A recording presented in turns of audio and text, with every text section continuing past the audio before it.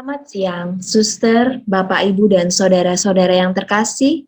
Terima kasih sudah bergabung pada acara webinar Misionaris Suster Ordo Pewarta hadir di Indonesia. Yang kami hormati, pengurus BPYSD yang telah memberikan dukungan, Suster M. Rosiana OP, SPD selaku Kepala YSDKCY, Suster M. Asumta OP selaku narasumber webinar, Kepala Sekolah dari Unit Daycare Pelangiku, TK Fatima Rawaseneng, SD Fatima Rawaseneng, SD Johannes Bosco Yogyakarta, SMP Johannes Bosco Yogyakarta, SMA Dominikus Wonosari, dan SMK Dominikus Wonosari. Tak lupa Bapak Ibu guru dan karyawan yang terkasih, serta aspiran, postulan, suster novis, dan suster junior OP. Selamat siang dan berkah dalam. Puji syukur kepada Tuhan yang penuh kasih atas rahmat dan kesempatannya, kita dapat berjumpa pada pertemuan jejak langkah para suster OP melalui webinar misionaris Suster Ordo Pewarta hadir di Indonesia. Suster, Bapak, Ibu yang terkasih, izinkan saya menyampaikan beberapa hal di antaranya.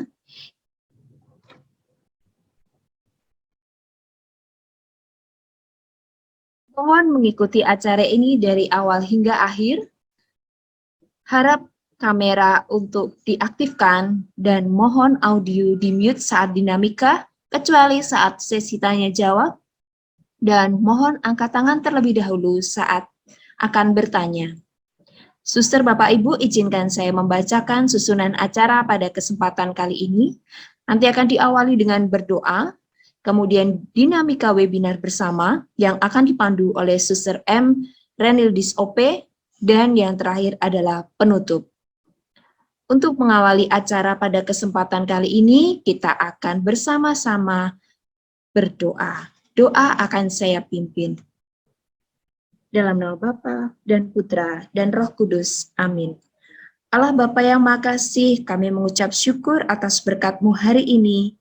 Kami, keluarga besar Yayasan Santo Dominikus Kantor Cabang Yogyakarta, bersama para suster OP, akan bersama-sama mengikuti webinar Misionaris Ordo Pewarta di Indonesia. Berkati Tuhan agar acara ini dapat berjalan dengan baik dan lancar dari awal hingga akhir. Kami bawa doa kami dengan pengantaran Kristus Tuhan kami. Amin. Bapak Agung Santo Dominikus, doakanlah kami. Bunda Maria, doakanlah kami. Amin. Dalam nama Bapa dan Putra dan Roh Kudus. Amin. Bapak Ibu, tanpa berlama-lama, kami persilahkan kepada Suster Reni OP untuk melanjutkan dinamika dan juga sebagai moderator. Kepada Suster Reni, kami persilahkan. Terima kasih Miss Kili, Bapak, Ibu guru karyawan Yayasan Cabang Yogyakarta dan sekitarnya, juga para postulan, serta para novis, para junior, medior, dan para suster senior OP semuanya. Saya sampaikan selamat siang dan berkah dalam untuk kita semua. Selamat siang, berkah dalam. Mari kita naikkan imun tubuh kita masing-masing dengan tersenyum. Walaupun di balik masker, ada yang pakai masker, ada yang mungkin di rumah atau ada bebas sedikit begitu, jangan pakai masker. Bapak Ibu, berikan dirimu menjadi orang nomor 1 yang bisa dilihat saat tersenyum. Karena itu imun tubuh yang paling oke. Baik. Bapak Ibu, terima kasih banyak waktu cintamu untuk hari ini. Ada yang mengatakan begini, saya tidak kenal lu, maka saya enggak sayang sama lu, gitu kan? Nah, tapi siang ini saya mengatakan begini, karena saya tidak sayang. Kenapa saya tidak sayang? Karena saya belum kenal. Ketika saya sudah kenal, maka saya akan terlibat. Nah, Bapak Ibu sudah merasakan itu. Bapak Ibu sudah sedikit tahu, paham tentang siapa itu kongregasi suster-suster Dominikus di Indonesia. Maka berani untuk memberikan surat lamaran ke kongregasi dengan bertugas di unit manapun. dan sudah sedikit melibatkan diri dalam kongregasi kami dan sudah banyak mengimplementasikan semangat-semangat Santo Dominikus. Tapi apakah Bapak Ibu guru para suster junior tahu paham bagaimana sejarahnya datang ke Indonesia? Pasti banyak yang mengatakan, ada suster saya sudah dengar, tapi ada yang bilang belum. Nah, yang belum itu siang hari ini kita akan mengundang narasumber yang tidak akan salah memberikan informasi kepada kita mengenai jejak pertama para suster OP pertama menginjakan kaki di Indonesia.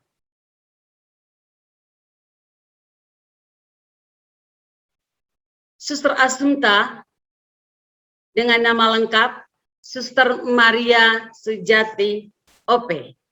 Beliau lahir di Sendangsono, tepatnya tanggal 17 Agustus tahun 1945. Saat itu Indonesia merdeka. Maka usia beliau pun semerdekanya Indonesia. Boleh dihafal, siapa tahu nanti ditanya gitu kan. Nah, hari ini kita semua akan mendengar dongengnya beliau. Jangan mengantuk ya walaupun dengar dongeng, karena dari dongengnya beliau nanti siapa tahu ada pertanyaan-pertanyaan. Nah, dari pertanyaan itu kita bisa lebih paham tentang hadirnya kongregasi di Indonesia. Dan webinar ini dimaksudkan untuk juga sama merayakan 90 tahun kongregasi suster-suster Santo Dominikus menginjakan kakinya di Indonesia. Nah, beliau lahir di Sendangsono dengan tanggal yang tadi, dengan bulan yang tadi, dengan tahun yang tadi. Nah, beliau sebelumnya tugas sebagai pemimpin novis di Bajiro selama kurang lebih 14 tahun. Lama juga ya. Setelah itu beliau satu periode menjadi pemimpin kongregasi. Dan setelah itu beliau tetap eksis dalam tugas dan pelayanan di kongregasi. Saat ini beliau ada di komunitas novisiat Bajiro, Jalan Melati Wetan 55. Untuk itu, Bapak, Ibu guru, karyawan, para susterku semua, saya tidak berpanjang lebar kata lagi. Mari kita sama-sama pasang telinga hati kita, buka mata hati kita untuk mendengarkan kisah sejarah, kisah kasih Suster OP menginjakan kaki di bumi pertiwi Indonesia. Dengan apa para suster kesini? Kapan para suster kesini? Berapa orang para suster kesini, siapa saja para susternya, dan kota apa yang menjadi tujuan pertama para suster kesini. Mari kita simak bersama-sama cerita dari atau dongeng dari Suster Maria Assunta Sujati OP. Mari kita panggil Suster Assunta dengan tepuk tangan meriah. Suster Assunta, waktu dan kesempatan kami persilahkan. Selamat siang Bapak Ibu. Selamat siang saudara-saudari. Selamat siang, Suster. Selamat siang, Suster. kumpulan novis dan lain sebagainya. Kita lihat di screen itu tertulis dari negeri kincir angin ke negeri merah putih. Kincir angin itu adalah kekasan negeri Belanda. Mengapa itu dihadirkan di sini? Karena suster-suster kami pertama itu dari negeri Belanda, kemudian mereka pergi melanglang buana, melaksanakan perutusan ke negara kami, ke negeri merah putih Indonesia ini. Nah, dengan demikian kita akan mencoba mengikuti perjalanan. Kincir angin adalah kekasan tanda dari negeri Belanda, dan dari negeri Belanda inilah suster-suster kami akan datang ke Indonesia, ke negeri Merah Putih. Nah, untuk itu mari kita lihat siapa saja sebetulnya yang mengawali untuk datang ke Indonesia ini, dan siapa itu yang nantinya akan berproses menjadi pendiri kongregasi.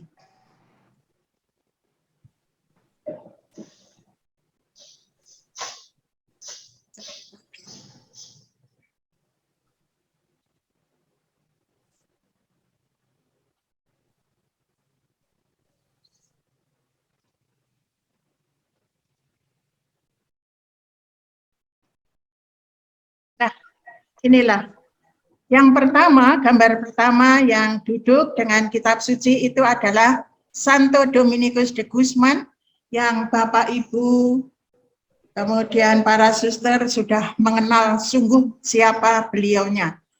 Beliaunya adalah pendiri ordo.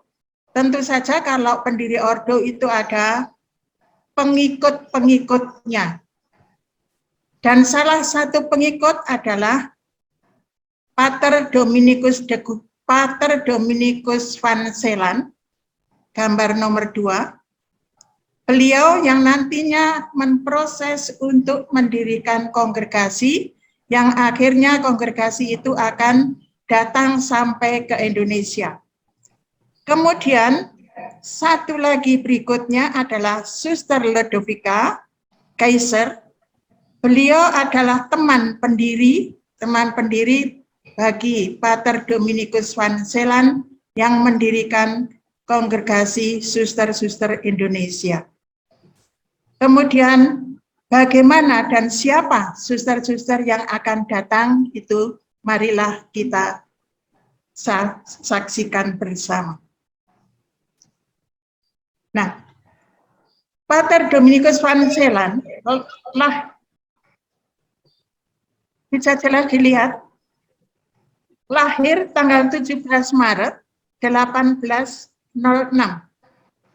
Nama aslinya dari keluarga adalah Daniel Josephus van Celan.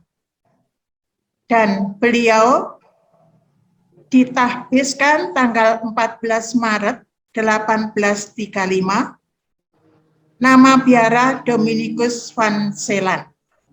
Jadi tahbisan pada umur berapa ya? Kemudian Dominikus van Celan menjadi pendiri kongregasi, beliau sebagai imam, dan hidupnya mulai 1806 sampai 1892.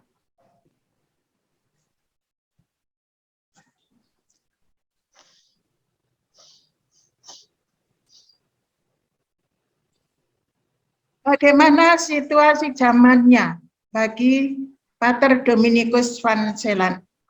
Seperti di Indonesia menjadi Indonesia merdeka itu karena ada zaman pergolakan-pergolakan. Nah, Pater Dominikus van Celan mendirikan kongregasi itu tidak jauh dari situasi semacam itu.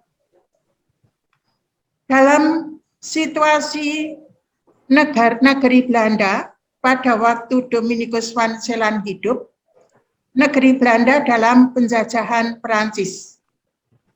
Nah, dalam penjajahan Perancis ini, situasi gereja mengalami kelemahan dalam spirit hidup, dalam spiritual hidup, dalam kehidupan biarawan-biarawati, itu mengalami suatu yang sungguh-sungguh memprihatinkan. Dalam situasi itu, Dominikus juga melihat bahwa pendidikan anak-anak, lebih-lebih anak yang sedang berkembang, mengalami sesuatu yang sungguh memprihatinkan. Mereka tidak mendapat perhatian, yaitu pendidikan umat tidak mendapat perhatian, baik pendidikan iman maupun pendidikan ilmu atau pengetahuan. Oleh karena itu, Pater Dominikus van Zeeland mengadakan suatu gerakan. Gerakan itu adalah dia sebagai pengikut Santo Dominikus pasti hidupnya dijiwai oleh spirit Dominikus sebagai seorang Dominikan. Santo Dominikus yang sungguh-sungguh memperhatikan kehidupan umat supaya umat sungguh-sungguh mengalami keselamatan jiwa.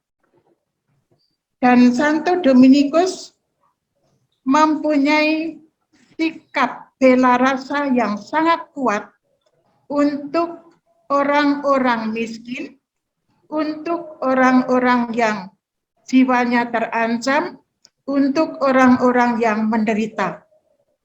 Nah, itu menjadi bibit dan penjiwa Dominikus van Zeeland di dalam mengadakan gerakan untuk nantinya mendirikan kongregasinya. Kemudian Pater Dominikus van Zeeland sebagai pastor paroki, dia sungguh-sungguh melihat umat parokinya dari anak-anak yang masih harus berkembang untuk ke SMP, jumlah 2.000 anak, hanya 2 anak yang mendapat pendidikan keterampilan, dan itu pun dididik oleh umat Kristen Protestan. Itu menjadi keprihatinan besar bagi pastor paroki, bagi pastor Dominikus van Zeeland.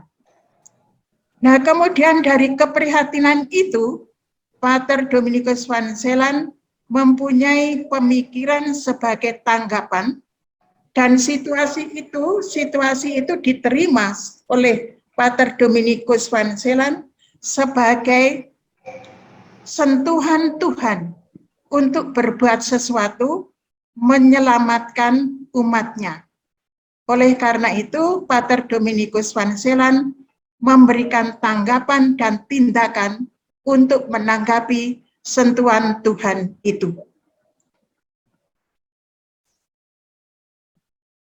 Nah, sebagai seorang yang mempunyai keprihatinan dalam parokinya, tentu saja Pater Dominikus tidak sedikit pun meninggalkan spirit Dominikannya, yaitu tujuannya yang utama adalah menyelamatkan jiwa-jiwa.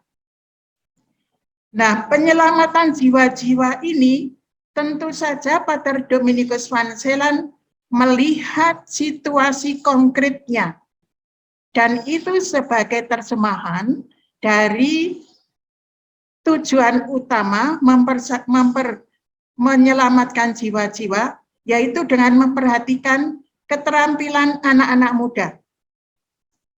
Itu pertama, anak-anak muda diberi keterampilan oleh beberapa orang.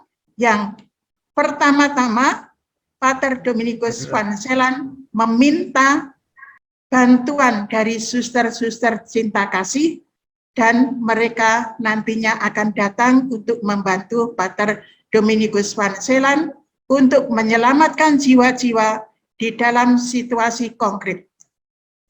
Yang kedua, mereka memperhatikan hidup iman mereka dan juga hidup umat.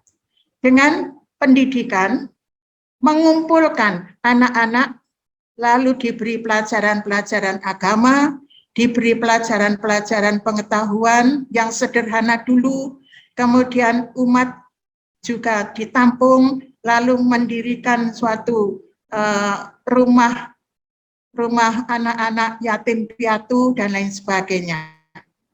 Nah, perhatian terhadap anak-anak terlantar ini sungguh-sungguh merupakan situasi atau jawaban yang berkembang di masyarakat karena ternyata di masyarakat di negeri Belanda pada waktu itu juga banyak anak-anak yang terlantar.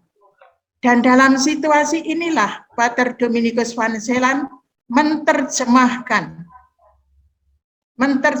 salah satu unsur spiritualitas yang penting, yaitu bela rasa dan terutama bela rasa terhadap jiwa-jiwa yang terancam.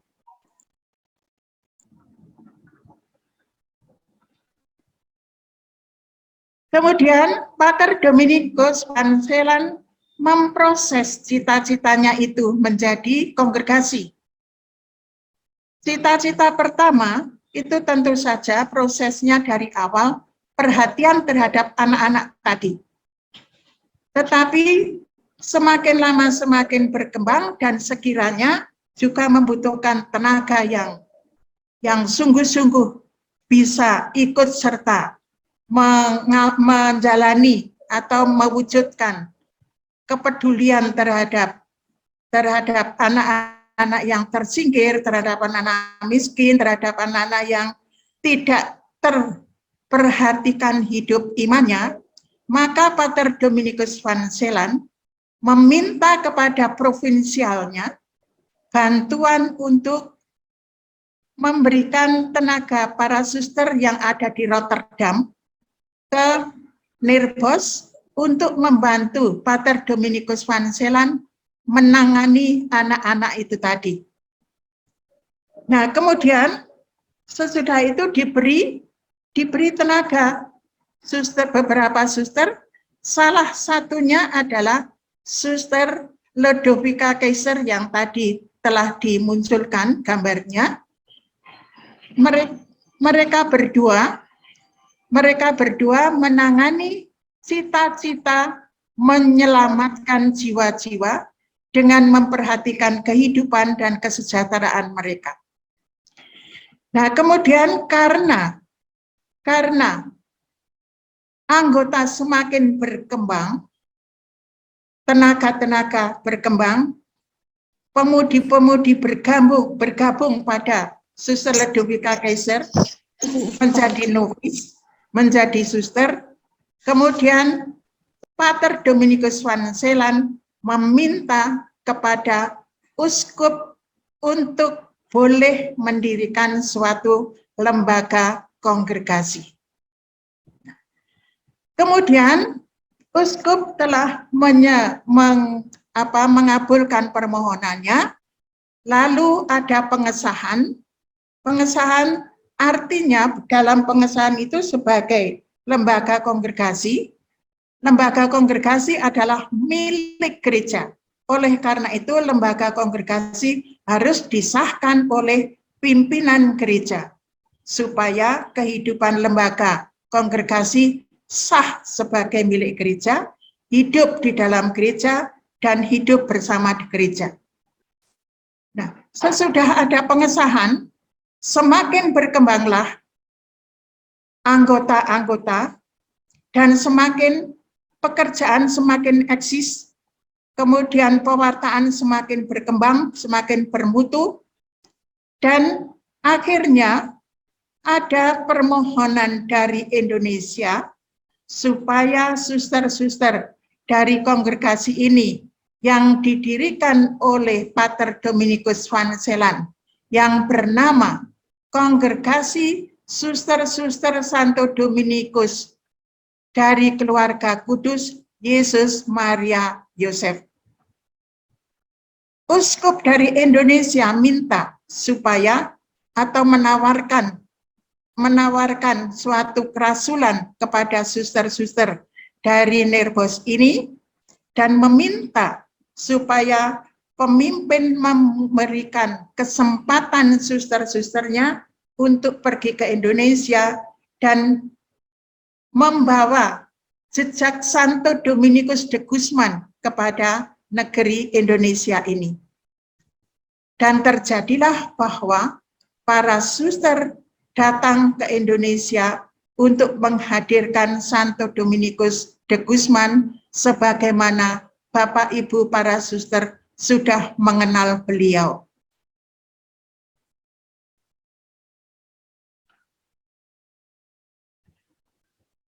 Kaki Santo Dominikus menginjak bumi Indonesia yang pertama.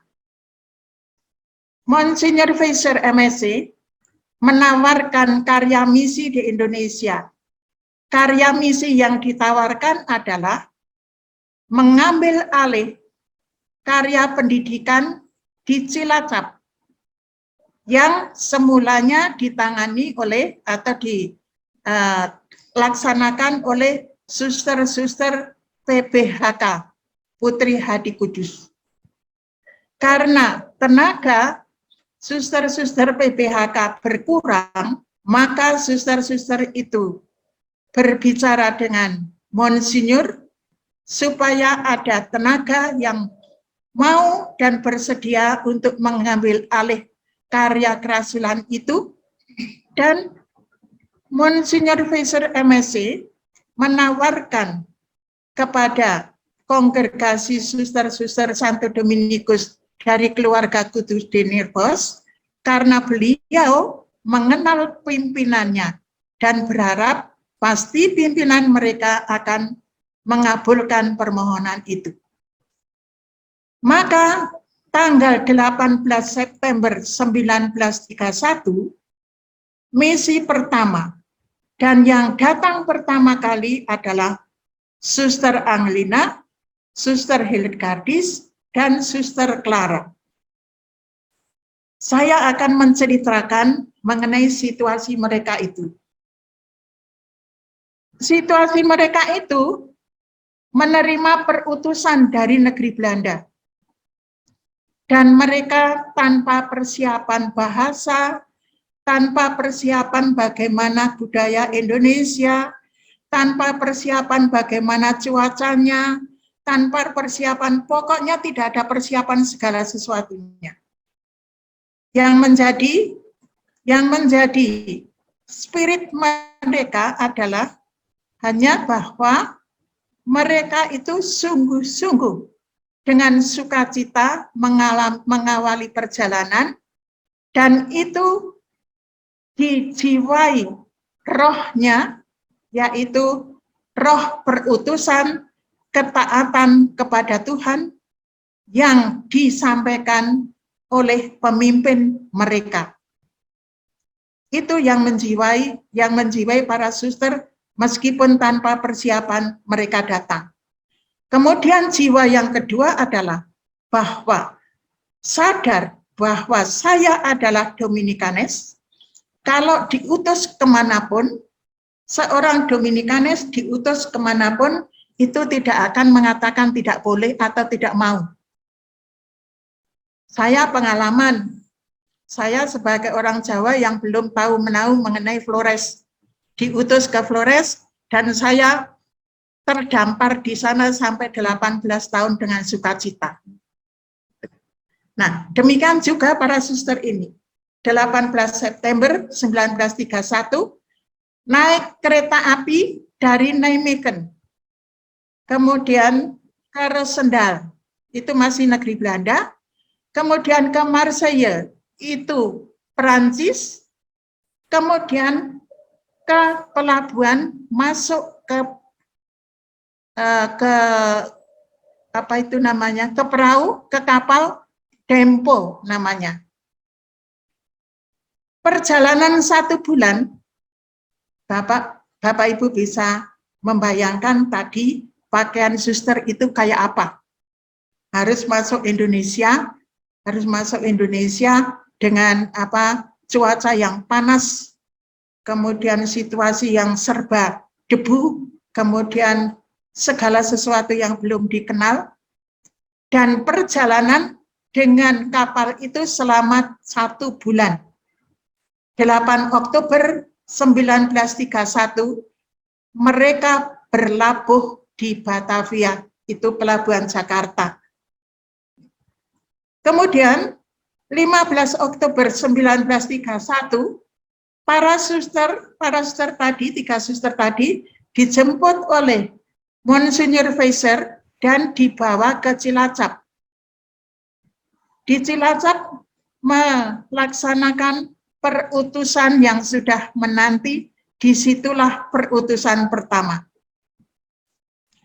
Dan perutusan pertama itu mereka nantinya akan mengajar di sekolah Tionghoa, di sekolah yang murid-muridnya anak-anak Manado, kemudian bahasanya juga bahasa campuran, bahasa Belanda, bahasa Cina, bahasa mereka, bahasa Manado, bahasa asal, dan lain sebagainya. Kita bisa membayangkan, suster-suster itu tidak tahu apa-apa mengenai hal itu. Tetapi yang penting pertama-tama adalah hadir di tengah-tengah mereka dengan kasih. Kalau tadi Suster Renudis mengatakan, ayo senyum, karena senyum itu adalah identitas kehidupan kita, sukacita. Nah, mereka menghadapi anak-anak itu dengan kasih, dengan cinta, dengan lemah lembut, dengan suatu sikap yang sungguh-sungguh bisa menggait anak-anak itu sampai bisa bersama-sama menjalani apa yang menjadi perutusan mereka. Nah, para suster memiliki roh kepahlawanan. Kepahlawanan itu adalah ketaatannya sebagai Dominikanes, imannya pada penyelenggaraan ilahi, kemudian kerinduan menghadirkan Santo Dominikus di Indonesia, dan kerinduan untuk menyelamatkan jiwa-jiwa. Ini yang menjadi roh kepahlawanan bagi para suster pada periode pertama datang ke Indonesia itu. Awalnya perutusan di Cilacap aman dan damai, berkarya di dalam pendidikan, berkarya bersama-sama dengan orang-orang Jawa, bersama-sama dengan anak-anak didik, anak-anak Tionghoa, anak-anak didik, anak-anak Manado, dan lain sebagainya, dengan bahasa mereka yang belum diketahui sama sekali. Namun mereka sungguh-sungguh adalah pahlawan yang sukacita menerima itu. Kemudian biji tumbuh dan berkembang. Tanggal 25 November 1931, Suster Alfonsa, Suster Virginie, Suster Hubertin, itu misi kedua. Kemudian tanggal 24 Desember 1931, para suster tiba di Cilacap. Komunitas dan karya diperkuat oleh para suster bersemangat hadir karena panggilan Tuhan. Dan di Cilacap ini pun mereka juga harus berjuang menata diri, berjuang untuk menguatkan iman mereka, berjuang untuk mempertahankan kesehatan. Kita bisa memahami suster-suster dari negeri Belanda yang di sana kesehatan mereka didukung oleh konsumsi yang diterima dengan daging yang cukup, makanan yang lembut, makanan yang bergizi, kemudian minuman yang segar. Di Indonesia harus menyesuaikan dengan keadaan kita. Makan dengan sayur lodeh, lauknya ikan kering, kemudian apalagi mereka di Cilacap yang namanya ikan kering itu berlimpah pada waktu itu. Dan mereka suster-suster harus menyesuaikan hal semacam itu. Kemudian Juni 1933, Suster Kodeliva, Suster Lodovica, Suster Engelin, Suster Engmuna, misi ketiga.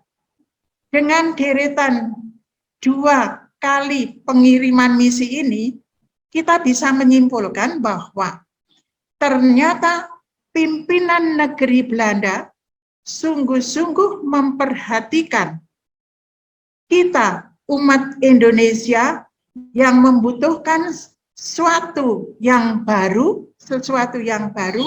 untuk kehidupan iman kita, yaitu pewartaan yang dibawa oleh Bapak kita Santo Dominikus melalui para suster dari negeri Belanda yang hadir di Indonesia.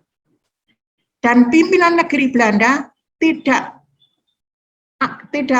begitu saja tidak peduli, tetapi sungguh-sungguh mereka mempunyai kepedulian yang besar.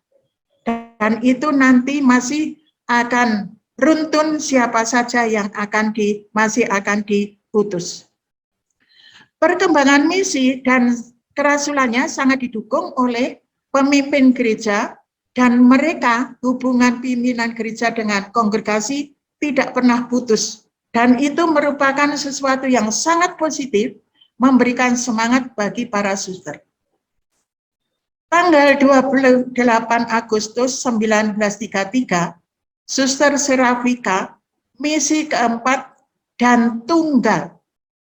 Dia datang sendirian dengan kapal barang. Jadi dia itu di dalam kapal itu sendirian sebagai suster dan bersama-sama dengan pedagang-pedagang, dan di situ sembarang orang yang ada di situ. Suster Serafika ada di antara mereka.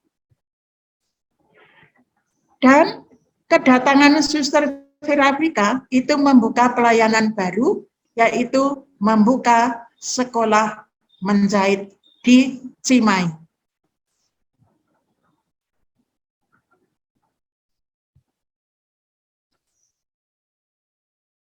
Tahun 1931 sampai 1934, karya misi para suster tetap hidup dan berkembang.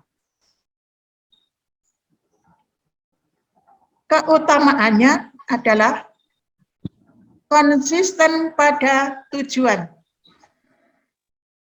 Tujuannya adalah kan jiwa-jiwa. Kemudian mental kerja kuat. Mereka tidak mundur karena kesulitan dan penderitaan. Relasi sama baik. Dialog apa yang dikerjakan selalu direlasikan kepada teman-teman sekomunitas. Komunikasi sejati sungguh-sungguh mereka perhatikan. Kemudian para suster sangat cerdas melihat keterlibatan Tuhan, bahwa para suster tidak merasa sendirian, tetapi setiap kali menemukan masalah kebutuhan umat yang membutuhkan keselamatan jiwanya, para suster tanggap dan cepat untuk menanggapinya. Tentu saja hal ini dijiwai oleh kekuatan yang berasal dari Tuhan sendiri, dari rahmat, yaitu doa. Mereka meskipun dalam situasi sulit apapun juga, sebagai Dominikan dan Dominikanes, doa adalah unsur utama sebagai jiwa yang menguatkan segala kerasulan dan kegiatan dari para suster dan para imam Dominikan. Tanggal 16 Juli 1934, Suster Imelda, Suster Katarina, Suster Filomena, dan Suster Beata. Misi kelima. Kemudian biara kedua Cimahi. Biara pertama adalah di Cilacap. Kemudian biara kedua itu di Cimahi dan dimulai oleh misi kelima ini.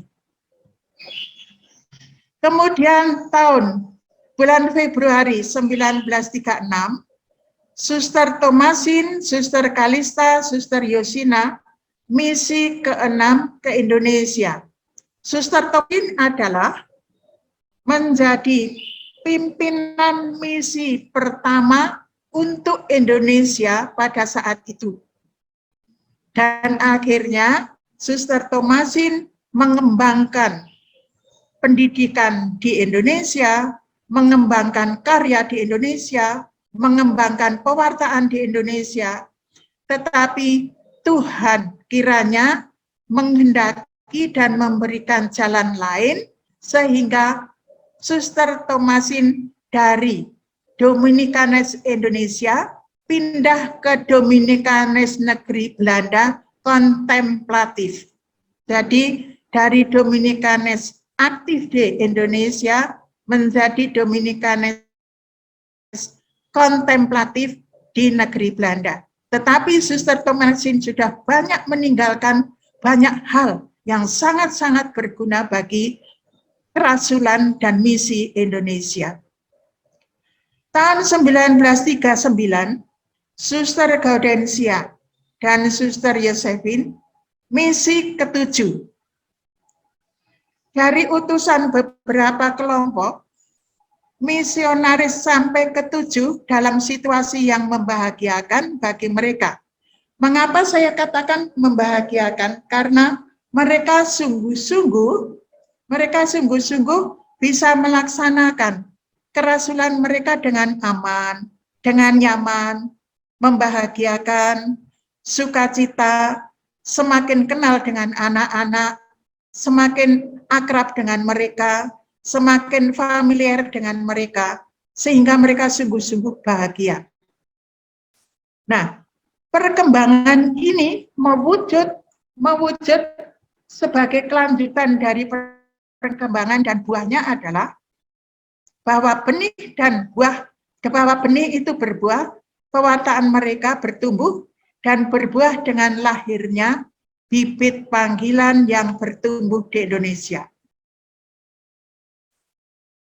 Panggilan itu mewujud dengan adanya novisiat di Cilacap dan anggotanya pribumi asli, yaitu Suster Bernadette, Suster Teresia, dan Suster Ignatia.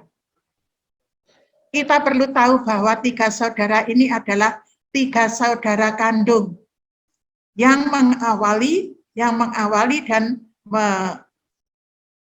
menanamkan bibit-bibit panggilan selanjutnya untuk kongregasi suster-suster Santo Dominikus Indonesia.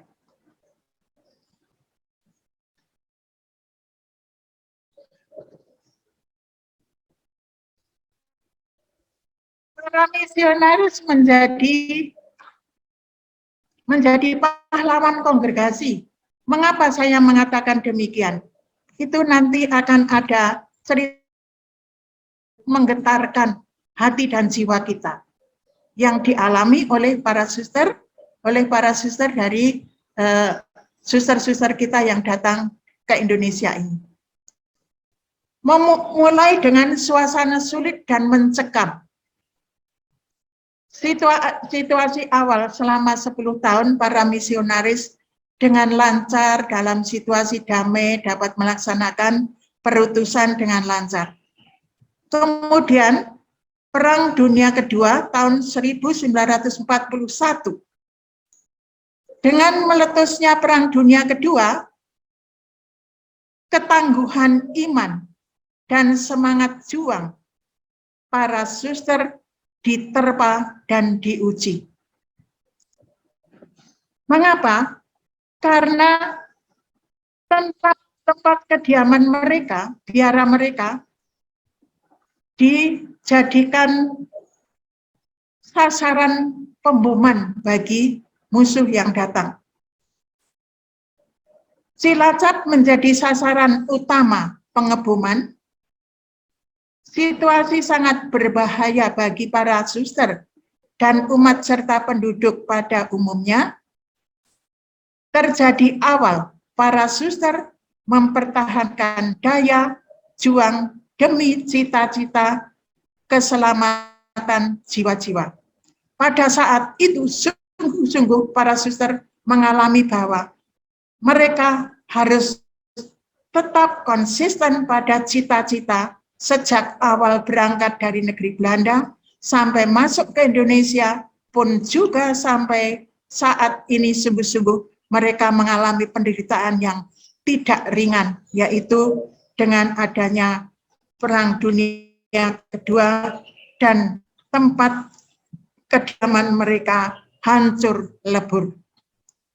Kemudian kemanakah mereka itu akhirnya sesudah Perang Dunia Kedua itu?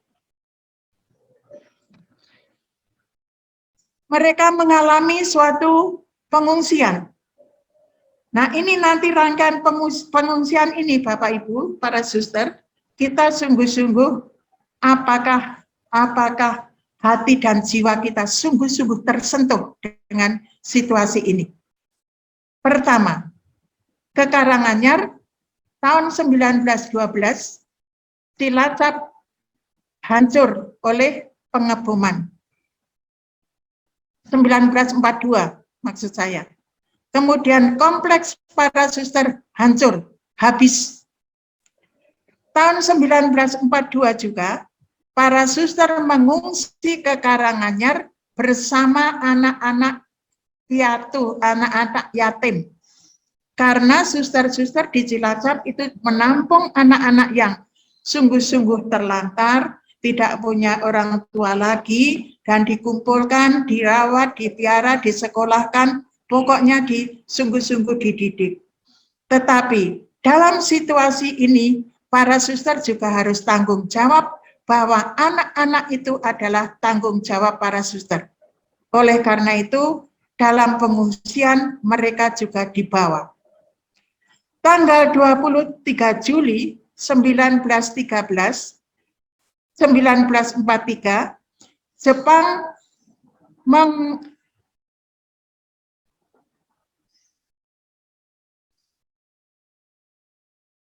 mengadakan pemeriksaan di tempat pengungsian.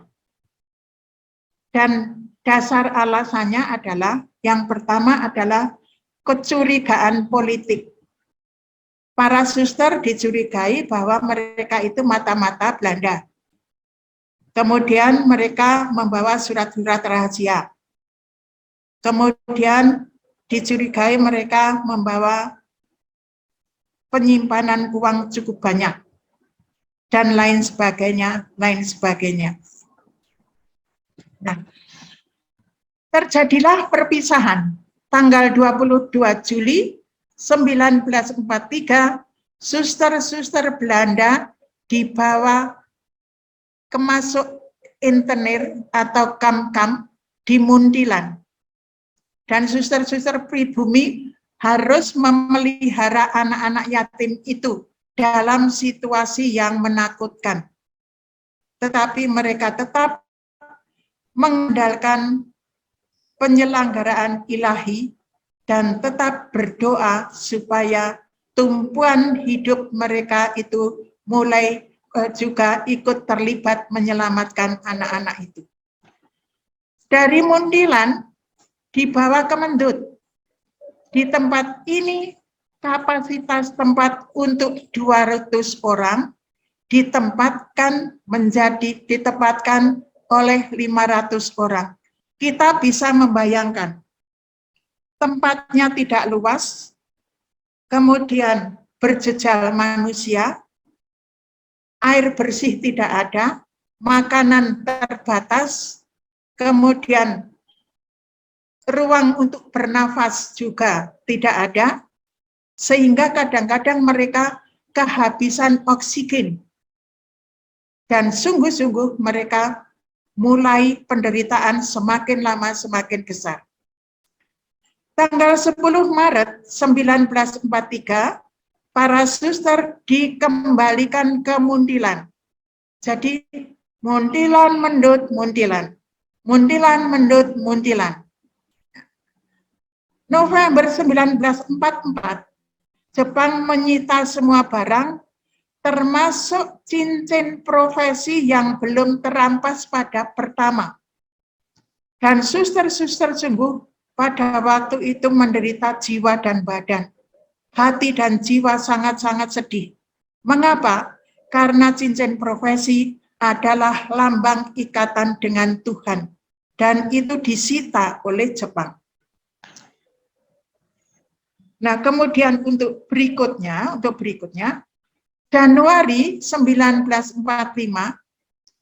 para suster kehilangan kesempatan perayaan Ekaristi karena para romo yang pada waktu itu bersama-sama di kamp, di pengasingan, di penampungan itu, dibawa pergi oleh Jepang, ditempatkan di kamp-kamp yang lain. Para suster dari Muntilan ke Ambarawa. Kalau tadi dari Muntilan Mendut, kemudian Muntilan lagi, sekarang dari Muntilan ke Ambarawa. Dari Ambarawa ke Magelang. Kita bisa membayangkan betapa repotnya suster-suster itu. Dengan pakaian yang semacam itu, harus pergi sana, pergi sini, kembali ke sana, kembali ke sini, dan kebersihan tidak terjamin, makanan tidak terjamin, kemudian kehidupan rohani tidak terjamin, dan lain sebagainya. Mereka sungguh-sungguh mengalami penderitaan yang sangat besar. 15 Agustus 1945, merasa ada harapan, mungkin cepat merdeka. Mungkin, tetapi mereka juga tidak ada kepastian itu. Kemudian, di dalam ketidakpastian itu, para suster lagi-lagi dipindahkan dari Magelang ke Semarang, kemudian dari Semarang ke Jakarta. September 1945, mereka dijanjikan mau dibawa ke Bandung. Dan mereka sudah senang sekali karena kalau dibawa ke Bandung berarti mereka akan bertemu dengan suster-suster yang tadi di Cimahi. Tetapi ternyata gagal. Mereka tidak jadi dibawa ke Bandung. Nah, akhirnya tahun Januari 1945,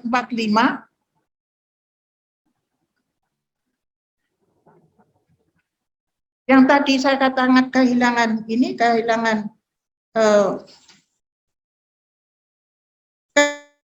jaminan kehidupan rohani, lalu mereka mengalami sesuatu yang tidak bisa terkatakan.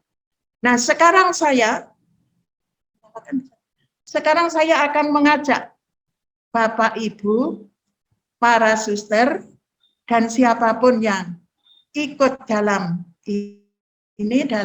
acara ini, saya akan menceritakan keadaan mereka di dalam kamp-kamp itu, mereka melakukan apa, mengerjakan apa, menerima apa. Selama mereka di penampungan, pekerjaan mereka adalah pekerjaan yang diberikan oleh tentara Jepang. Pertama, mereka harus bekerja di rumah sakit darurat untuk merawat tentara-tentara yang terluka karena perang. Kemudian masak untuk mereka, menjahit pakaian-pakaian mereka yang rusak karena akibat perang. Kemudian juga kalau pekerjaannya tidak sesuai dengan apa yang mereka harapkan, yang diberikan bukan jaminan kesehatan, bukan jaminan kesejahteraan, tetapi mereka bisa menyiksa semau mereka dengan tendangan kaki, dengan tempelengan tangan, dengan merebut dari pakaian-pakaian mereka seenaknya, dan lain sebagainya. Kemudian jaminan rohani tidak pernah diberikan. Kalau mereka ada romo-romo yang di tengah-tengah mereka, kemudian ada ekaristi, mereka dengan sembunyi-sembunyi supaya tidak diketahui oleh tentara Jepang, mereka mengadakan ekaristi. Dan kalau misalnya dapat 1 bulan bisa merayakan ekaristi, itu sudah suatu yang sangat-sangat besar, rahmat dari Tuhan yang dilimpahkan. Kemudian jaminan kesejahteraan untuk makan dan minum. Untuk makan dan minum. Untuk makan dan minum, mereka sehari hanya dapat 1 kali pagi. Pagi bukan pagi sekali, jam-jam 10, jam 9, itu 1 mangkok kecil bubur dari tepung tapioka tanpa lauk dan dengan air putih. Itu untuk 1 hari. Dan pekerjaan mereka tidak seimbang dengan apa yang mereka peroleh untuk kesehatan mereka. Kemudian perawatan di rumah sakit darurat. Suster-suster kami merawat mereka di rumah sakit darurat yang penyakitnya bermacam-macam. Ada luka, ada penyakit jantung, ada penyakit TBC, ada penyakit ini dan itu dan sebagainya. Sampai ada suster-suster kami yang sampai wafat, sampai meninggal. Saya masih bisa kenal dengan suster itu. Sampai beliaunya dipanggil Tuhan, hidup dengan 1 paru-paru. Karena beliaunya kena TBC dan harus dioperasi, 1 paru-paru itu harus diambil. Kemudian ada juga yang kena penyakit, kemudian seumur hidup dia tidak bisa sehat. Sampai beliau dipanggil Tuhan, adanya adalah sakit, masuk rumah sakit, keluar sakit lagi, masuk rumah sakit lagi. Itu seumur hidup. Karena mereka menjalani tugasnya yang begitu berat, merawat orang-orang di rumah sakit yang dengan segala penyakitnya itu. Nah, dari perjuangan ini, dari perjuangan para suster ini, diwariskan kepada suster-suster kami ini, yang diwariskan adalah keteguhan iman di dalam menghadapi suatu penderitaan, konsisten pada cita-cita yang sudah disanggupi di dalam hidup membaktikan diri, dan juga supaya kita cerdas untuk membaca tawaran Tuhan yang harus kita jawab dan kita laksanakan. Dari segala yang kita dengar atau yang saya sampaikan ini, mudah-mudahan ini berguna dan berguna, bisa memberikan semangat hidup bagi kita, semangat juang dalam hidup, semangat juang dalam kerja, semangat juang dalam cita-cita, dan konsisten pada tujuan apa yang ingin saya capai, ingin saya raih atau ingin kita tuju. Semoga berguna dan semoga bermanfaat bagi kita semua. Terima kasih. Bapak Ibu, karyawan yang terkasih, para postulan, para susterku yang terkasih. Setelah menyimak dan juga mendengarkan kisah sejarah datangnya para suster OP dari negeri kincir angin masuk ke negeri merah putih pasti ada pertanyaan-pertanyaan atau ada sesuatu yang masih tersimpan di dalam hati. Aduh, tadi Pak Suster Assunta ngomong kayak gini, aku pengen tanya, disimpan dulu. Oh, tadi aku mau tanya tapi nggak jadi karena belum saatnya. Nah, saatnya sekarang Bapak Ibu. Silakan Bapak Ibu bertanya. Suster, Ya, silakan. apakah boleh bertanya dari postulan, Suster? Mami Skili. Baik, selamat siang para suster dan Bapak Ibu yang terkasih. Perkenalkan, nama saya Suslinawati Syanipar dari postulan OP. Namanya siapa? Suslinawati Syanipar, Suster. Dipanggilnya Lina ya. Susli, Suster. Oh, Susli. Iya, Susli, silakan Susli. Pertanyaannya apa, Susli?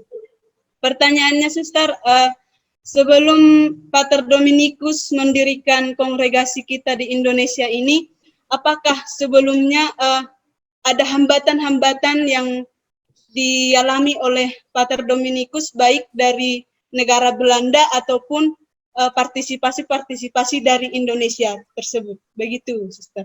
Oke. Saya Terima kasih. konfirmasi dulu. Susli, apakah yang dimaksud itu adalah Pater Dominikus van Zeeland yang Anda mau tanyakan? Iya, Suster. Oke. Usaha-usahanya, Suster. Iya.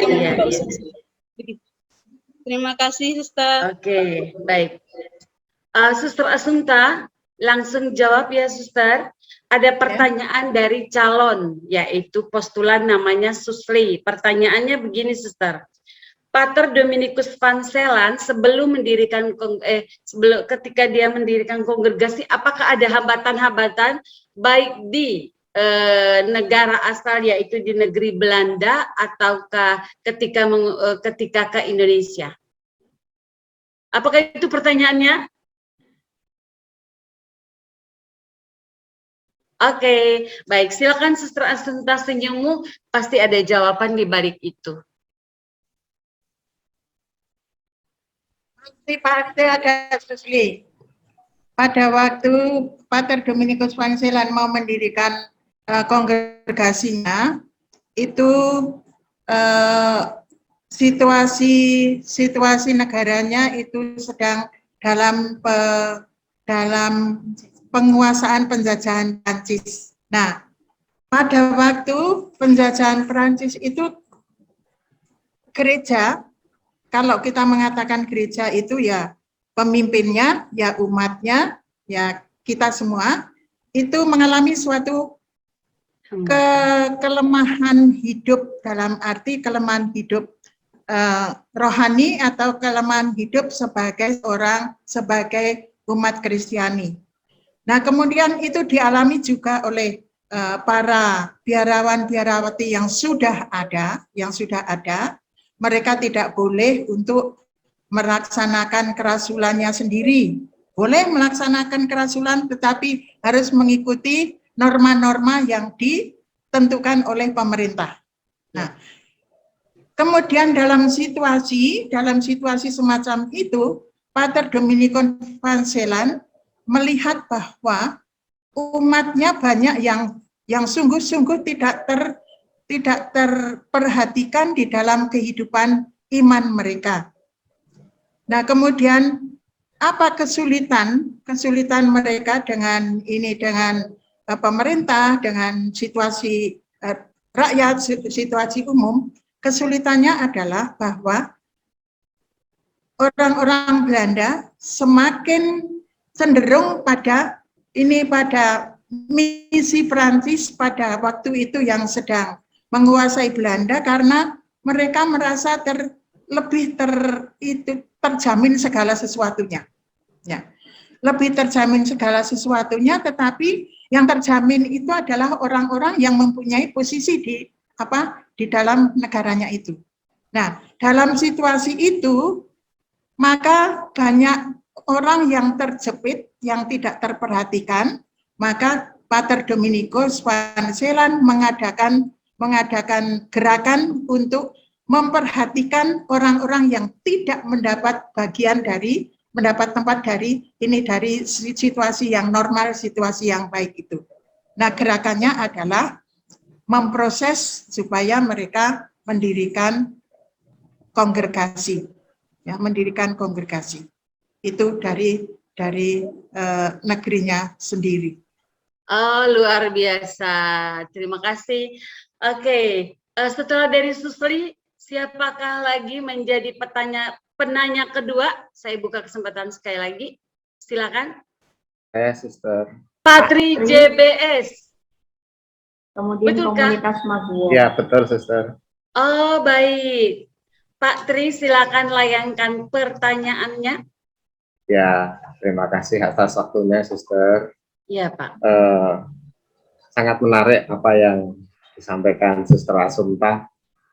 Saya merasa bahwa ada sesuatu yang khusus yang ingin disampaikan kepada kita, bagaimana perjuangan pendahulu Suster OP yang di Indonesia. Tunggu suasana yang mungkin juga kami sama-sama alami, bahwasannya ketika kita itu ditugaskan tanpa membawa bekal apa-apa, itu rasanya ya seperti buta dan kalau orang Jawa bilang ya mek-mekan gitu kan. Jadi nggak tahu apa-apa, terus mau melangkah juga bagaimana, pokoknya serba banyak pertanyaan. Sampai pada September tahun 1945, itu kita tahu bagaimana tadi ceritanya dan bagaimana kisah sedihnya. Dari bahagia dan sengsara mungkin lebih banyak sengsaranya ya. Nah, yang saya penasaran itu setelah September 1945 karena Bandung itu gagal, terus kemudian pusat para suster OP di Indonesia waktu itu di mana? Terus pada saat itu apakah suster-suster yang pendahulu itu masih semua, artinya mohon maaf ya, selamat gitu. Terus bagaimana nanti perkembangan selanjutnya sampai saat ini, ternyata para suster sungguh berkembang sampai 90 tahun ada di Indonesia. Terima kasih, Suster, itu saja. Terima kasih, Suster Assunta, dipersilahkan. Pak, saya berangkat dari pertanyaan Bapak yang mengatakan tahun 1945 suster-suster mau ke Bandung itu gagal. Nah, saya mengatakan gagal karena pada waktu itu sebetulnya para suster itu mau dibawa dengan truk kasur, ya. Biasanya tentara-tentara itu membawa mereka itu dibawa dengan truk dan dihalang-halangi dengan kasur supaya tidak tertembak. Nah, itu oleh tentara kita. Nah, gagal tidak jadi di Bandung karena mereka tidak bisa masuk ke Cimahi, tidak bisa masuk ke Bandung. Kemudian mereka membelokkan diri masuk ke Jakarta. Nah, di Jakarta mereka itu bertemu dengan suster-suster yang sudah ada di sana, yang bekerja di rumah sakit. Lalu mereka bertemu di sana yang merupakan suatu kebahagiaan bahwa mereka bisa bertemu dengan saudari-saudarinya. Nah, sesudah di Jakarta, sesudah agak ada jalan, bisa pergi, bisa keluar dari Jakarta, mereka keluar dari rumah sakit di mana mereka bekerja seperti tenaga kerja paksa. Kemudian mereka pergi ke Cimahi dan mereka bersatu dengan suster-suster yang ada di Cimahi, dan itu merupakan suatu kebahagiaan bagi mereka. Nah, di dalam perjumpaan mereka itu, mereka lalu mempunyai suatu niat, mempunyai suatu semangat bahwa mereka harus tetap memperjuangkan cita-cita dan tetap teguh dalam iman. Nah, lalu bagaimana sampai sekarang itu suster-suster kok masih ada sampai sekarang suster-suster kita. kalau tadi pertanyaannya, apakah suster-suster itu sekarang masih ada? Satu persatu sudah kembali ke negeri Belanda dan meninggal di sana. Yang terakhir meninggal di Indonesia adalah Suster Engelin dan Suster Ledovika yang terakhir meninggal pada beberapa tahun yang lalu. Yang sekarang sudah tidak ada, Pak. Jadi semuanya suster-suster pejuang itu sudah tidak ada di Indonesia lagi dan juga sudah tidak ada di dunia ini. Mereka sudah ada di atas sana dan menjadi perantara doa-doa kita.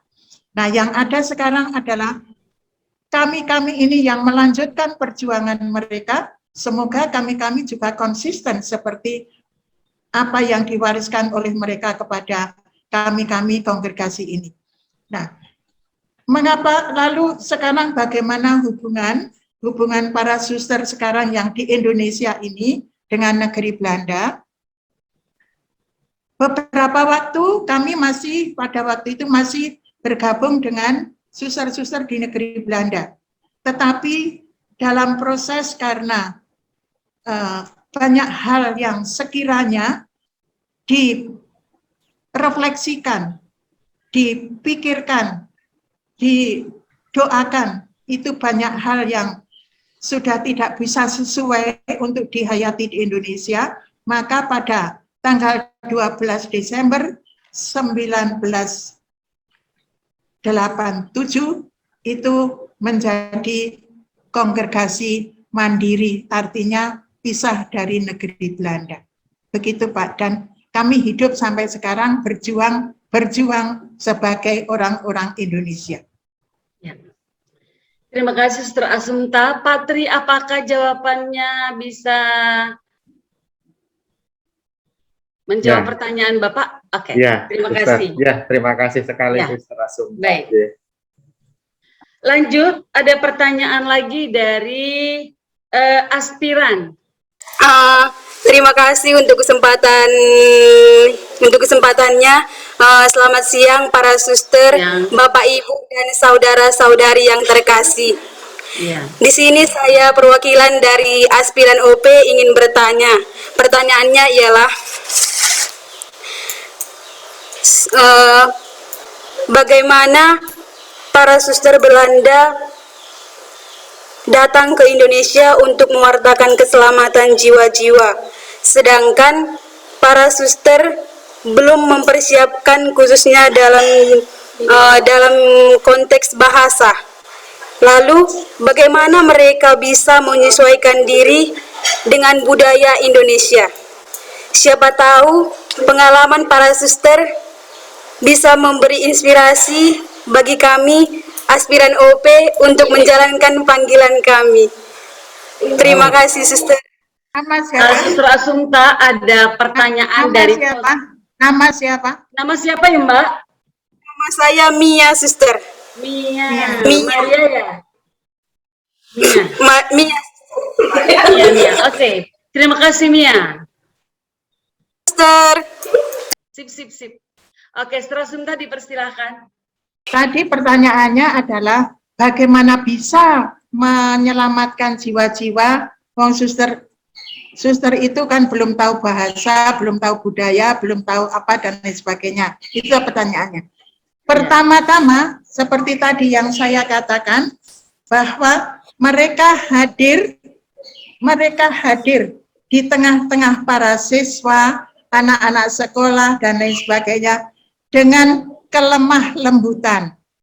Itu suatu pewartaan hidup, ya, dengan lemah lembut. Kemudian tadi Suster ini mengatakan, ayo senyum, dengan senyuman mereka. Kemudian dengan cara bahwa para suster juga belajar dari siswa-siswa, belajar bahasa itu, ya, karena menurut mereka katanya belajar bahasa itu kalau dengan kecil itu lebih cepat daripada kalau kursus. Oleh karena itu mereka bergaul dengan mereka, dengan bahasa mereka, kemudian mereka mengajar para suster itu, kalau suster tanya apa itu artinya, pertanyaannya dalam bahasa Belanda, lalu mereka menjawab, oh artinya dalam bahasa Indonesia adalah ini.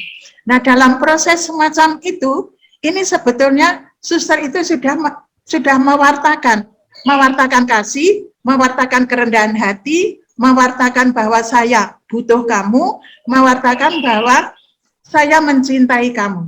Itu pewartaan. Ya. Pewartaan hidup itu akan lebih cepat. Ini lebih cepat mengena daripada kalau saya ngomong. Saya ngomong seperti ini mungkin masih harus dipikir-pikir, tetapi kalau dengan pewartaan hidup itu melihat, suster itu kok hidupnya begini ya, baik juga, bilang gitu. Ini jawaban saya. Bisa diterima, Nia? Bisa, Suster. Terima kasih, Suster. Baik. Terima kasih. Selanjutnya penanya keempat yaitu Ibu Dwi Rahayu. Silakan Ibu sampaikan pertanyaannya. Baik, Suster, terima kasih. Tadi itu saya mau menanyakan tentang dari ceritanya tadi itu kan misinya itu kan sampai misi ke-7 ya, Suster ya? Iya. Nah, di sini tuh saya tertarik pada misi yang tunggal tadi, Suster, siapa nama Suster Serapika ya, Suster ya. Nah, di situ pada saat Suster Serapika ini datang, apakah langsung bergabung dengan suster-suster yang mempunyai misi sebelumnya, Suster? Nah, karena di sini kalau tadi yang diterangkan Suster itu Suster Serapika itu pelayanan membuka sekolah menjahit, begitu ya, Suster? Nah, itu begitu datang, apakah bergabung dengan suster-suster sebelumnya, lalu bersama-sama untuk mendirikan sekolah menjahit, begitu, Suster? Terima kasih. Ya. Pada waktu Suster Serapika datang, itu prosesnya dari negeri Belanda, Suster Serapika itu dalam perjalanan ikut kapal barang. Jadi dia bersama-sama dengan orang-orang yang mempunyai barang itu, dengan orang-orang macam-macam dan lain sebagainya. Dia langsung ke Cimahi, ke tempat Cimahi itu disebut komunitas kedua. Jadi Suster Serapika langsung ke Cimahi, lalu sementara bergabung dengan suster-suster yang melaksanakan kerasulan di sana.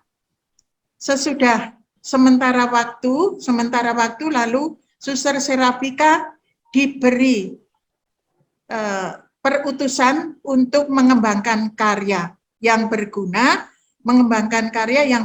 dan yang memenuhi kebutuhan orang-orang di situ. Oleh karena itu Suster Serapika mendirikan sekolah menjahit di Cimahi, tentu saja bersama-sama dengan suster-suster komunitas atau sekurang-kurangnya ada pendukungnya. Begitu, Ibu. Baik, Suster, terima kasih. Baik, terima kasih Suster Asumta, terima kasih juga Ibu Dwi Rahayu yang sudah bertanya. Kita berlanjut kepada penanya kelima yaitu Pak Ganjar. Ini penanya terakhir. Terima kasih. Ya, Pak Ganjar, silakan. Selamat siang Bapak Ibu Suster. Selamat siang. Dari yang sudah sampaikan tadi sejarah tentang Santo Dominikus, kami memang benar bermanfaat untuk kami, kita sebagai pendidik tahu sejarah Santo Dominikus, karya dari pertama sampai terakhir tentang Dominikus, karya suster-suster dari Belanda ke Indonesia. Terutama saya sendiri juga kita sendiri sebagai guru bisa yang saya tanyakan dulu suster tentang dari cerita tadi Dominikus karya suster tadi sampai akhirnya ada perang dunia kedua. Kita sebagai guru pasti tahu, kita sebagai yang di Yayasan Santo Dominikus juga merasa bahwa perjuangan pengorbanan suster itu tidak ternilai dengan di saat ini. Tapi intinya yang pertama yang saya tanyakan, mungkin suster Suster ya Asunta bisa memaknai. Jadi pesan apa dari suster-suster karya keselamatan apa? Karena yang saya tangkap tadi cuma sejarahnya saja, tapi inti ajaran pokok dari suster-suster yang ada di Indonesia mungkin suster bisa sampaikan. Apakah kita cuma dari pertama tadi kan menyelamatkan jiwa-jiwa dengan berdoa, dengan berbela rasa, apakah seperti itu, seperti semangat Santo Dominikus? Mungkin ada pesan buat kami atau kami sebagai guru bisa memaknai panggilan ini sebagai guru, karena saya pun sendiri, kita sebagai guru itu sudah masuk kapal Santo Dominikus. Jadi kapal itu dibawa tidak harus nunggu 1 bulan sampai Indonesia, tapi kita sudah masuk ke dalam kapal itu. Bagaimana kita memaknai setiap panggilan kita sebagai guru kalau diri kita tidak sadar bahwa kita sudah diajak Santo Dominikus untuk meneruskan perjuangan dia, apalagi karya suster-suster yang dari Belanda. Jadi seperti itu, Suster. Terima kasih. Oke. Mari Suster Asunta. Baik. Itu pertanyaan yang bagus, dan itu saya kira juga pertanyaan saya pada akhir tadi, sesudah kita melihat hal semacam ini, apakah ada arti bagi hidup kita dari perjuangan para suster itu. Baik. Nah, sekarang saya akan menjawab pertanyaan itu. Begini, setiap pribadi dari kita itu banyak. Kalau tadi dikatakan oleh Pak Ganjar bahwa saya ini sudah masuk dalam perahu Dominikan. Perahu Dominikan. Nah, perahu Dominikan tadi diterjemahkan salah satunya adalah bela rasa atau kepedulian. Nah, kemudian mau memaknai boleh saya mengatakan mewujudkan bela rasa itu bagaimana, dan di dalam kehidupan yang nyata. Lebih-lebih ya sekarang ini kita masuk dalam situasi yang khusus. Kehidupan Santo Dominikus itu selalu melihat dan berjumpa dengan keadaan yang konkret. Sekarang ini kita menghadapi situasi khusus yang juga melibatkan banyak saudara-saudara kita ikut menghayati situasi khusus itu dalam kesulitan mendidik anak, kesulitan ekonomi, kesulitan relasi, kesulitan pergaulan dan lain sebagainya di dalam masa pandemi ini. Nah, bagaimana saya mewujudkan, saya memaknai situasi ini yang kita alami bersama dengan masyarakat, kita alami secara pribadi dalam keluarga, dan bagaimana saya sungguh-sungguh bisa mewujudkan apa yang ada di dalam perahu Dominikan itu. Nah, sekarang kita melihat situasi, apakah saya juga bisa membaca kebutuhan sesama kita, sesama guru, sesama masyarakat, sesama tetangga, sesama ini, kita menerjemahkan apa yang sudah kita ketahui, menerjemahkan kepedulian kita kepada sesama kita, menerjemahkan bela rasa kita kepada sesama kita dengan bentuk apapun juga. Tidak usah dengan bentuk yang besar-besar, tidak usah harus menolong sesama dengan cara biaya yang gede, tetapi bagaimana saya bersikap dengan mereka itu. Mungkin hanya dengan cara memberikan hiburan atau dengan cara menolong ini anaknya yang kesulitan dengan laptop dan lain sebagainya itu. Jadi hal-hal kehidupan yang sederhana. Di situ kita memaknai kehidupan kita memaknai status kita memaknai tugas-tugas kita dalam kehidupan kita sehari-hari. Jadi kita sungguh-sungguh mewujudkan sesuatu yang konkret untuk orang lain dan juga untuk keluarga saya, dan apa yang saya buat itu bisa memberikan suatu bisa meringankan beban orang lain dalam hati, beban batin, mungkin beban juga penderitaan yang kebutuhan-kebutuhan yang kecil-kecil, mungkin juga menolong mereka itu dalam mendidik anaknya yang kesulitan dengan sekarang ini, kesulitan dengan alat-alat yang serba harus orang tua sendiri juga harus belajar dan lain sebagainya.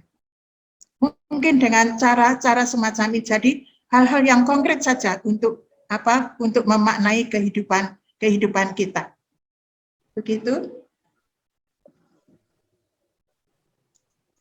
Oke, Suster Assunta, apakah terjawab Pak Ganjar? Ya, Suster, terima kasih sudah terjawab. Baik, terima kasih. Tadi saya mengatakan terakhir, tapi saya beri bonus karena ada yang mengatakan, Suster boleh dong, satu lagi terakhir ya. Ya, silakan Mikaela. Ya, terima kasih banyak. Terima kasih Suster ini. Ya, suara saya terdengarkah?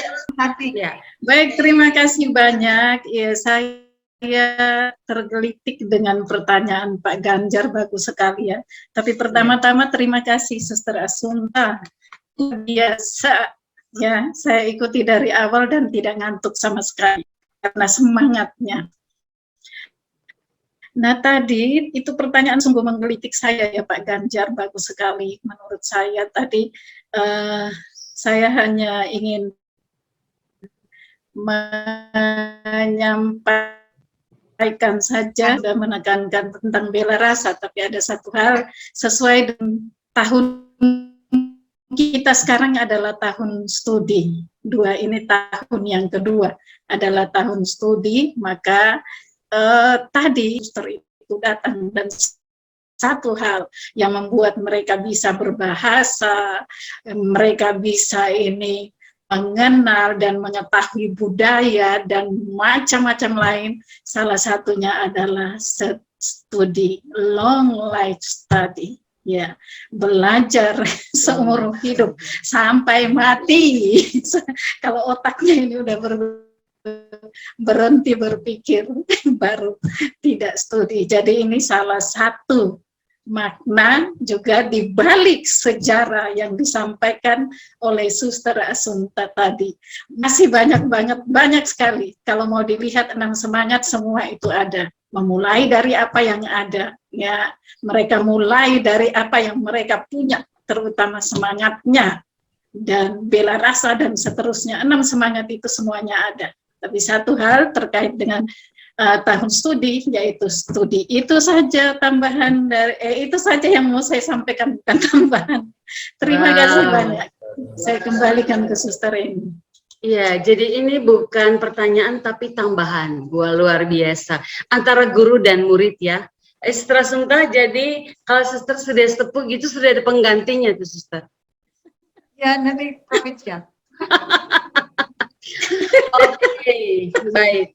Bapak, Ibu guru, karyawan, para postulan, para aspiran, para susterku dimanapun berada, tiba saatnya kita akan berpamit satu dengan yang lain. Tapi sebelumnya, yang pertama-tama saya ucapkan bersyukur dan berterima kasih kepada Suster Assunta yang dengan caranya mencintai kita, mencintai sejarah, sehingga beliau boleh membagikan, men-sharingkan perjalanan hidup kongregasi hingga hari ini. Sebelum saya undur diri, saya akan membacakan sesuatu sebagai kesimpulan kegiatan webinar hari ini. Pahlawanku misionaris. Di usia yang senja, pertanda purna sudah tenaga ini. Namun, di ujung timur masih seberkas sinar yang menembus raga ini. Menambah anggota baru satu persatu. Oh pahlawan pendahuluku, Dempo adalah kapal layar yang menghadirkanmu di bumi merah putih. Hadirmu masih terasa hingga saat ini. Walau kami bukan saksi saat itu, tapi kami siap untuk meneruskan semangatmu dalam tugas harianku. Menumbuhkan iman, menyelamatkan jiwa dalam hidupku. Oh pahlawan misionarisku, engkau datang dengan semangat dan sukacita di hati. Tetaplah berdoa untuk kami, untuk meneruskan semangatmu dalam membawa semakin banyak orang kepada Tuhan.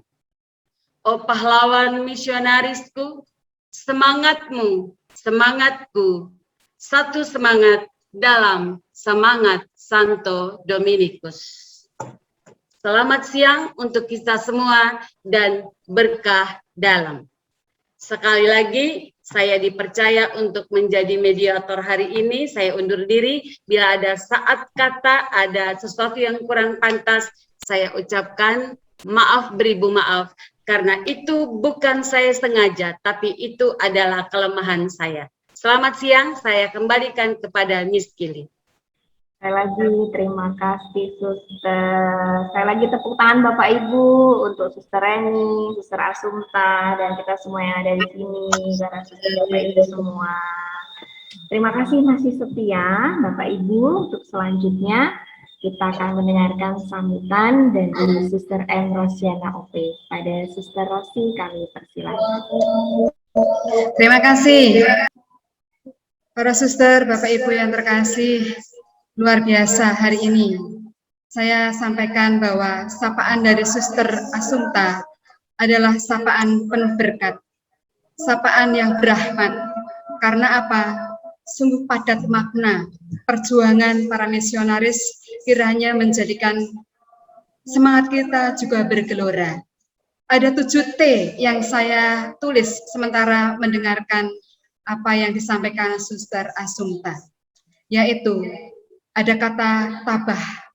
Para suster kita sungguh tabah untuk menghadapi situasi saat itu. Tatak, dalam artian sungguh ada kekuatan untuk menghadapi tantangan. Tangguh, ada kekuatan tanpa pantang menyerah. Ya. Pantang menyerah. Kemudian tegar. Kemudian tangkas, alias di sana ada kegesitan, ada kecerdasan untuk menanggapi tantangan yang cukup berat. Dan juga mau tuntas, artinya apa? Sungguh saya mengabdi pada Tuhan dengan kesetiaan, walaupun perjuangannya luar biasa, tapi saya mau cita-cita keselamatan jiwa itu tercapai. Tuntas. Dan akhirnya yang terakhir, kunci keteladanan adalah bagian dari pewartaan kita. Bapak Ibu, Suster yang terkasih, keteladanan itulah yang kiranya menjadi pewartaan kita, yang relevan dari sepanjang tahun. Karena apalah kata yang manis, namun mungkin tidak ada satunya kata dengan tindakan. Cinta kebenaran alias veritas itu yang terus kita bawa. Keteladanan inilah yang menjadi impian kita semua, di mana kita mau menjadi penerus mereka, para misionaris OP, yang mana nanti sebentar lagi kita akan merayakan jubilium 90 tahun OP di Indonesia. Mengapa diadakan webinar ini? Dalam rangka itu. Dalam rangka bahwa kita sungguh semakin mendalami apa dan bagaimana perjuangan para suster pendahulu, para misionaris yang hadir di Indonesia. Untuk itu, terima kasih banyak Suster Asumta OP, kita beri aplaus, apresiasi khusus Suster Asumta luar biasa.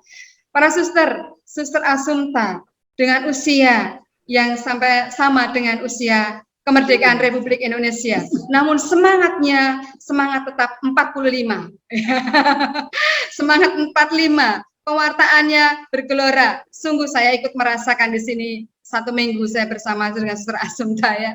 Walaupun kondisi badan mungkin supaya kurang begitu mendukung, tetapi hal pewartaan, hal yang lain itu bukan suatu kendala. Pewartaan tetap yang utama. Luar biasa. Terima kasih Suster Assumpta yang berkenan memberikan semangat kepada kita, menyegarkan spiritualitas pewarta kita, agar pewartaan kita sungguh nyata lewat keteladanan. Panggilan kita sebagai guru, sebagai suster, sebagai bapak ibu rumah tangga, ya, dimanapun kita berada. Demikian dari kami. Kembali lagi kami mengucapkan banyak terima kasih, dan Profesiat nanti untuk berikutnya Bapak Ibu masih berproses untuk momen kita menyambut 90 tahun OP di Indonesia. Dan mohon berkat untuk adik-adik kita, ya, adik-adik dari aspiran, postulan, para junior yang hari ini memang sengaja kami undang. Untuk apa? Kali ini kesempatan yang indah dan berharga. Karena belum tentu Suster Assumpta akan bercerita sedetail dan selengkap sekarang ini. Ya, untuk itu sungguh ini kesempatan yang luar biasa untuk kita semua, dan terima kasih untuk kesetiaan Bapak Ibu hingga tuntas persis jam 3 ya. Demikian, terima kasih sekali lagi Profesiat untuk semua. Suster Reni, terima kasih banyak, dan Bapak Ibu guru semuanya kembali kami mengucapkan terima kasih untuk hari ini dan berikutnya. Kita berproses bersama. Matur nuwun, berkah dalem. Berkah dalem. Terima kasih Bapak Ibu semua. Mari kita tepuk tangan dulu untuk kita semua yang ada di sini. Ada kesempatan yang luar biasa. Tak terasa sudah hampir di penghujung acara. Bapak Ibu masih semangat. Bapak Ibu masih tidak ngantuk. Ya, terima kasih sekali lagi Suster Bapak Ibu semua yang masih setia pada acara ini. Dan karena kita sudah di penghujung acara, kita akan bersama menutup dengan doa. Kami mohon kepada Suster Misi untuk berdoa. Ya, baiklah. Mari kita siapkan hati dalam doa. Dalam nama Bapa, Putra, dan Roh Kudus. Amin. Amin. Bapa yang Maha Rahim, tak henti-hentinya kami mengucap syukur kepadamu karena Engkau memberi kesempatan kepada kami untuk bertatap muka, mengenal, dan menghayati sejarah Pater Dominikus van Celan, di mana semangat yang ada senantiasa coba kami hayati di dalam kehidupan kami sehari-hari sebagai seorang pendidik, karyawan, dan juga banyak karya yang ada di kongregasi Suster-Suster Santo Dominikus di Indonesia. Biarlah semuanya terjelma di dalam diri kami masing-masing, terutama di dalam kami menjadi saksi putramu. Tuhan, sebentar lagi kami akan meninggalkan ruangan kami masing-masing dan kembali pada kegiatan kami. Dan kami bersyukur karena Engkau memberikan rahmat-rahmat yang kami butuhkan untuk senantiasa setia pada hidup keimanan kami. Tuhan, berkatilah kami semua, agar dengan berkat-Mu, dimanapun Engkau mempercayakan kami, nama-Mu semakin dimuliakan. Dan berkat doa dari Pater Dominikus van Celan, dan juga terutama dari Santo Dominikus de Guzman, kami menjadi pewarta-pewarta ulung kebenaran, kebenaran di dalam hidup, kebenaran di dalam pikiran, dan kebenaran di dalam tindakan kami. Semua ini kami mohon dengan perantaraan Kristus Tuhan kami. Amin. Santo Dominikus, doakanlah kami. Pater Dominikus van Celan, doakanlah kami. Suster Ludovica Keiser, doakanlah kami. Dalam nama Bapa, Putra, dan Roh Kudus. Amin. Terima kasih. Terima kasih, Suster Luisi. Terima kasih khususnya untuk Suster Asumta,